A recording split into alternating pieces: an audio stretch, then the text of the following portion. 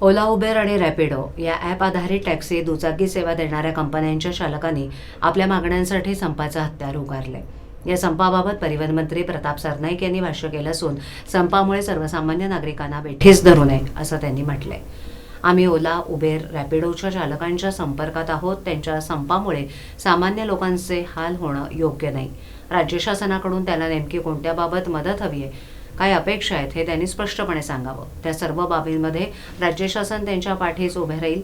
या संपूर्ण प्रक्रियेत आरटीओचे अधिकारीही चालक संघटनांच्या संपर्कात असून भविष्यात काही अडचणी किंवा प्रश्न उद्भवल्यास ते सोडवण्याची जबाबदारी राज्य शासनाची असेल। तसंच ओला, उबेर, रॅपिडोचे मालक जर चुकीच्या पद्धतीनं वागत असतील, चालकांवर अन्याय करत असतील तर त्यांच्यावरही राज्य शासन योग्य ती कारवाई करेल असा इशारा त्यांनी दिलाय। ओला, उबेर, रॅपिडो ह्या संस्थेनं त्या कंपनीच्या मालकांच्या विरोधामध्ये संपाचं हत्यार उभारलेलं आहे। आम्ही त्यांच्या संपर्कात आहोत आणि त्यांना सांगितलंय की एवढा तुमच्या संपामुळे सर्वसामान्य जनतेला वेठीस धरणं हे योग्य नाही।